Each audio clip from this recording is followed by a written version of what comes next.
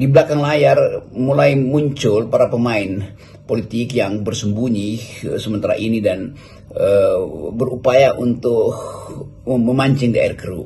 Dan tanda-tanda itu tentu harus dibaca dengan baik oleh kalangan intelijen. Tetapi sekali lagi kita tetap melihat bagaimana kalangan istana itu tidak peka dengan pemberitaan itu, tidak peka dengan keadaan yang membuat masyarakat tidak percaya pada akan ada stabilitas politik. Justru para komunikator istana, kantor komunikasi presiden tidak mampu untuk menerangkan, bahkan untuk mewakili semacam kemasukakalan di dalam argumentasi itu tidak ada. Akibatnya publik, termasuk publik internasional, menganggap bahwa ada yang macet di dalam komunikasi politik presiden dengan rakyat. Jadi jarak antara kebijakan atau bahkan kebijakan populis semacam makan siang bergizi itu mulai dianggap sebagai sekedar upaya untuk mengumpulkan legitimasi, popularitas atau bahkan dana untuk 2029. Jadi sebetulnya ide-ide besar dari Presiden Prabowo tidak bisa dikomunikasikan secara efektif oleh kantor komunikasi presiden kan.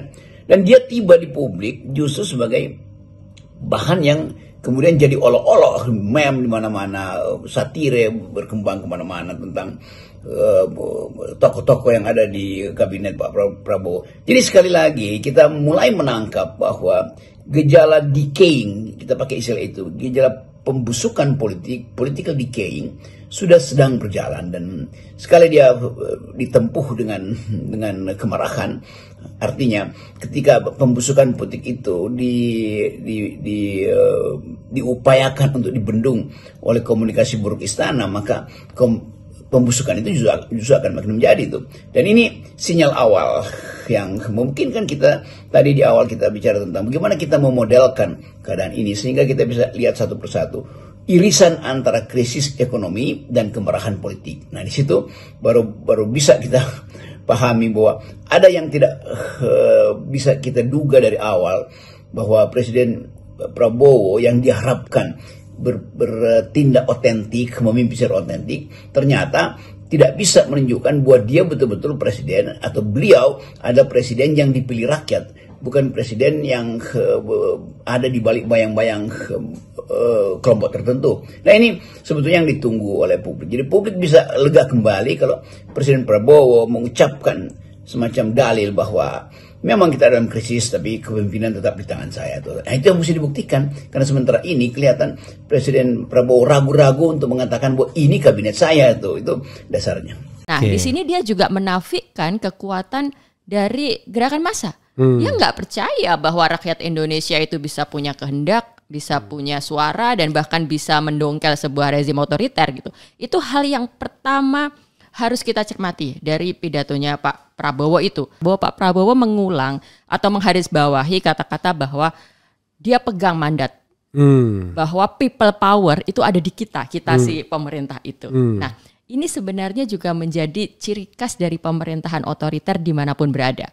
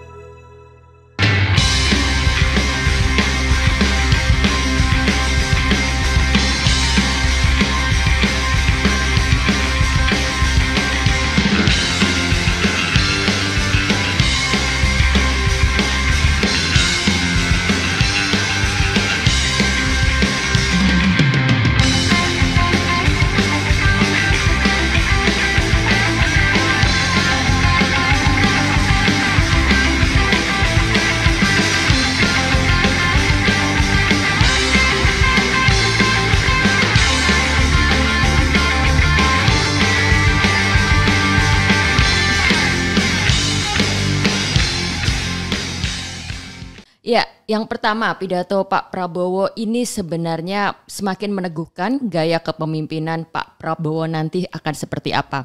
Jadi sifat otoritarian, ciri dan bagaimana dia akan menavigasi negara ini cukup tercermin dari pidatonya itu.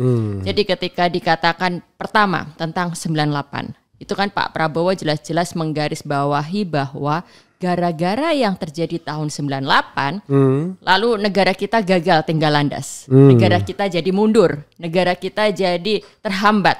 Nah, ini kan ciri khas pemikiran seseorang yang memang otoriter, seseorang yang tidak percaya pada pentingnya demokrasi dan tidak percaya pada pentingnya gerakan massa. Jadi ketika kita semua aktivis pro demokrasi, media massa dan bahkan narasi sejarah, kita ingin menuliskan bahwa berkat 98 maka kita bisa membangun demokrasi. Nah, Pak Prabowo percaya sebaliknya. Gara-gara 98 kita semua jadi mundur, kita semua jadi tidak bisa maju. Nah, ini sebenarnya alarm. Ini wake up call juga untuk kita semua gitu kan. Jadi di sini jelas Pak Prabowo hendak juga mengubah atau sedang berupaya juga untuk kembali menulis ulang apa yang terjadi menulis tahun 98 ulang sejarah itu. yang diyakini orang banyak menjadi versi dia. Ya. Jadi di sini juga kelihatan bagi Pak Prabowo 98 itu masih meninggalkan trauma personal dan trauma politis untuk dia dan keluarganya. Jadi sekarang dia mau menuliskan ulang bahwa 98 itu bukan karena ada pemerintah otoriter yang hendak diturunkan oleh rakyat, tapi karena ada intervensi asing. Nah, di sini dia juga menafikan kekuatan dari gerakan massa. Dia nggak percaya bahwa rakyat Indonesia itu bisa punya kehendak, bisa punya suara dan bahkan bisa mendongkel sebuah rezim otoriter gitu. Itu hal yang pertama harus kita cermati dari pidatonya Pak Prabowo itu.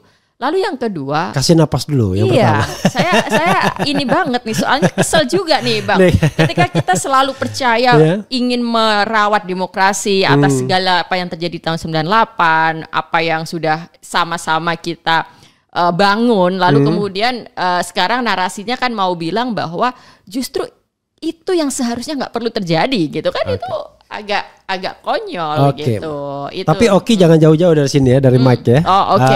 Oke. Jadi kita berhenti dulu di sini. Jadi kata kuncinya untuk penilaian dia terhadap gerakan massa 98 atau reformasi 98 itu apa? Kata kuncinya. Bahwa itu semua hanya agenda asing. Bahwa itu tidak seharusnya terjadi. Dan dia tidak percaya bahwa itu merupakan bagian dari gerakan demokrasi. Jadi keyword satu kata?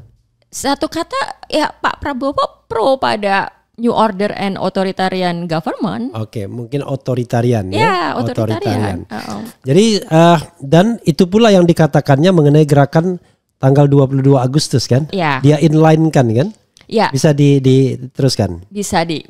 Nah, lalu ciri berikutnya yang menunjukkan bagaimana akan menjadi salah satu ciri utama dari pemerintahan Pak Prabowo mengulang atau menggarisbawahi kata-kata bahwa dia pegang mandat. Bahwa people power itu ada di kita si pemerintah itu. Nah, ini sebenarnya juga menjadi ciri khas dari pemerintahan otoriter dimanapun berada. Mereka selalu menggunakan senjata bahwa kita mendapat mandat rakyat, kita dipercaya rakyat, kita people power. People power itu kan seharusnya membuat kita menempatkan kekuatan ada di rakyat. Tapi mereka akan mengklaim itu. People powernya ada di kami nih karena sudah diberikan ke kami gitu. Nah, jadi pemerintahan otoriter 58,58. Nah, 58,5. Nah, jadi pemerintahan otoriter dimanapun termasuk Pak Harto itu akan selalu bersembunyi di balik kata saya punya mandat. Nah, jadi seolah-olah ketika mereka punya mandat, mereka bisa melakukan apa saja dan akan digunakan narasi juga. Percayalah, kita akan menggunakannya sebaik-baiknya untuk kemajuan masyarakat, untuk kesejahteraan dan sebagainya. Nah, di sini juga kita harus hati-hati. Ciri pemerintahan yang seperti ini biasanya memang tidak memberi ruang pada kritik. Karena mereka sangat percaya diri atau mereka hendak menanamkan pada rakyat bahwa kami melakukan ini semua demi kesejahteraan rakyat gitu. Lalu kalau Bang Refli perhatikan juga, Pak Prabowo kan juga menyinggung podcast tuh. Kan? Ya, itu podcast itu hanya omon-omon gitu kan. Nah, ini menarik juga. Jadi bagaimanapun Pak Prabowo itu, saya kira itu podcastnya Rocky Gerung tuh mungkin. Bukan, saya kira podcastnya Refli Harun. Ya, gitu yang jelas kan. dia nggak sebut nama. Iya. Nah, jadi intinya tetap dia ini juga resisten terhadap kritik gitu loh. Bagi dia semua suara-suara di luar sana itu tidak ada sumbangsinya untuk kemajuan kita dan malah mengganggu belaka gitu dia kan. Dia ibaratkan lagi bangun jembatan. Terus? Kan itu kan ya betul. Ya. Pokoknya kalau tidak mau ikut ya jangan ganggu lah ya. Jangan ganggu ya kan. Dan bagi dia mengkritik itu gangguan. Ya betul. Gitu. Nah ini kan sesuatu yang juga semakin memperkuat gaya kepemimpinan Pak Prabowo nanti selanjutnya gimana gitu. Nah jadi itu kata kunci otoritarian yang sangat kental mewarnai pidato Pak Prabowo. Oke, jadi otoritarian ya. Kalau begitu, kalau saya ajukan satu pertanyaan, apakah Anda pesimis? Gini, saya akan bicara, Anda Oki jawab pesimis, optimis ya kan? Dan saya sebutkan bidangnya ya. Oke, ini untuk pemerintahan 5 tahun ke depan Jokowi. Politik? Prabowo. Oh, saya selalu mengingat jangan ini karena dia ini extend ini. Extend, mau extend ini.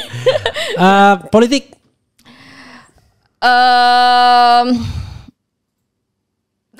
Bang Refli ngasih saya pilihan pesimis optimis itu, itu susah untuk pesimis optimis itu tone-nya, tapi nanti silakan elaborasi. Jadi saya juga tidak memperkosa begitu kan. Paling tapi kita memberikan punch kepada Sobat Erhan. Oke. Politik pesimis. Ekonomi optimis. Sosial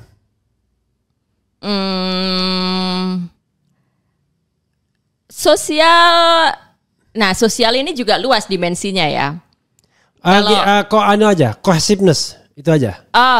Oke, saya bisa bilang pesimis. Pesimis, oke.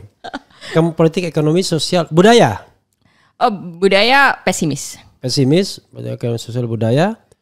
Pertahanan. Optimis. Keamanan. Ya optimis. Ideologi. Nah ini juga dimensinya agak ini. Saya akan pilih pesimis. Pesimis ya. Kita bicara Pancasila ya. Pancasila in real meaning ya pastinya kan. Politik, sosial, Hankam, hukum. Pesimis. Pesimis. Oke. Apalagi bidang-bidangnya? Kebudayaan sudah tadi kan? Sudah. Oke, jadi itu ya penilaian ya. Tetapi tentu kan kita dia bilang pesimis, optimis. Itu sih cepat tepat namanya.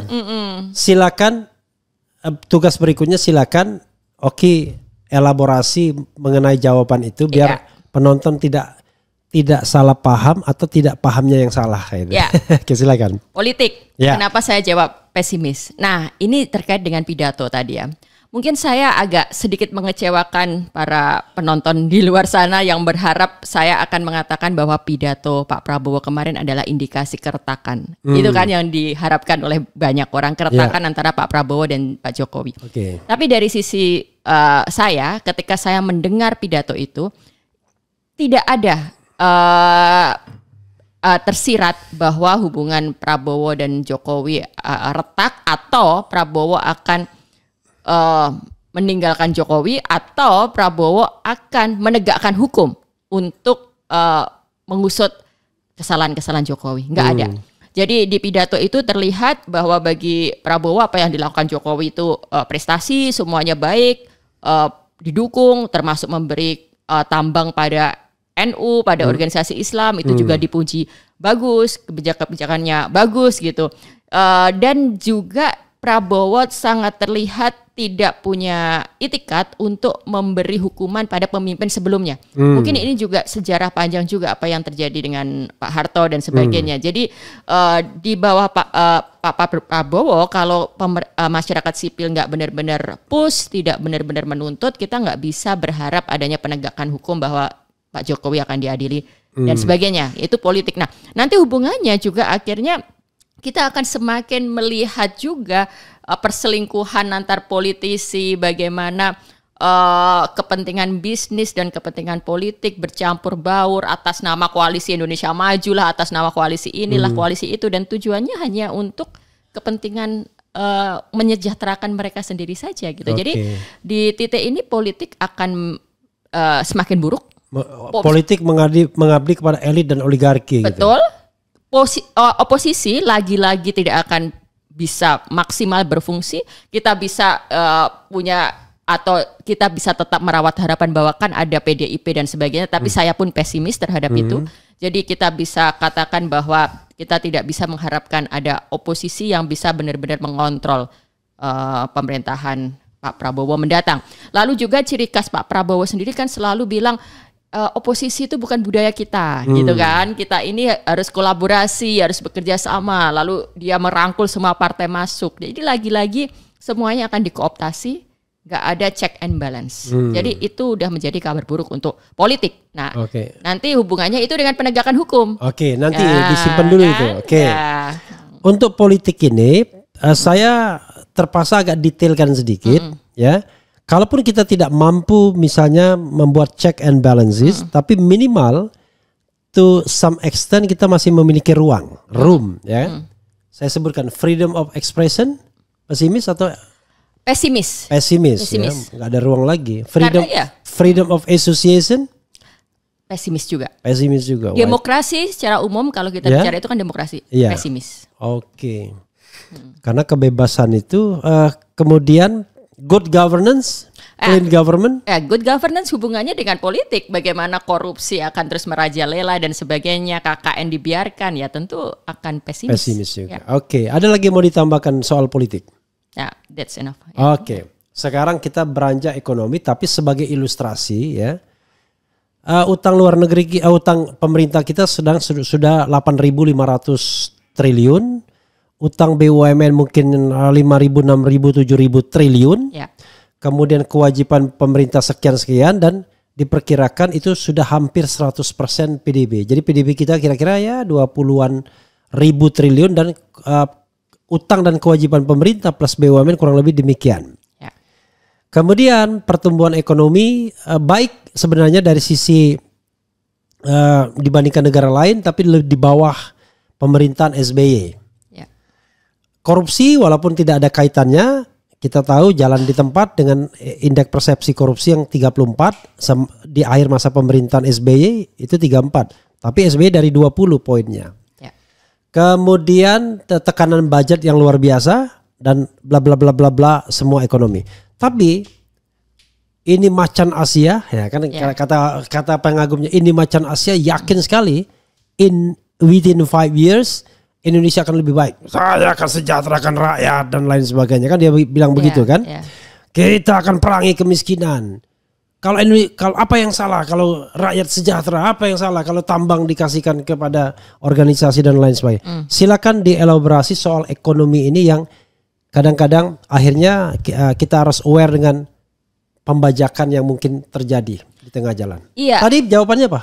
Saya ada optimis, tapi kenapa optimis? Jadi karena saya melihat ada kemungkinan ada kebijakan ekonomi yang diubah, ada kemungkinan paradigmanya berubah, berbeda dari paradigma yang sekarang. Ada kemungkinan misalnya nih, saya masih berharap bahwa IKN dihentikan. Kalau IKN bisa dihentikan, itu juga akan berpengaruh signifikan terhadap konstruksi APBN kita, misalnya kan kayak gitu. Lalu juga soal utang luar negeri, kita tahu betul-betul bahwa di bawah Jokowi kita mengalami peningkatan utang luar negeri. Utang gitu pemerintah kan. Utang pemerintah. Utang pemerintah gitu kan. Utang pemerintah meningkat pesat.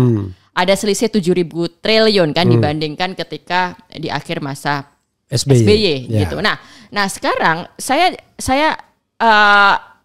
ingin gitu kan, terus saya sangat berharap gitu di titik ini ada keberanian Prabowo untuk melakukan hal yang berbeda.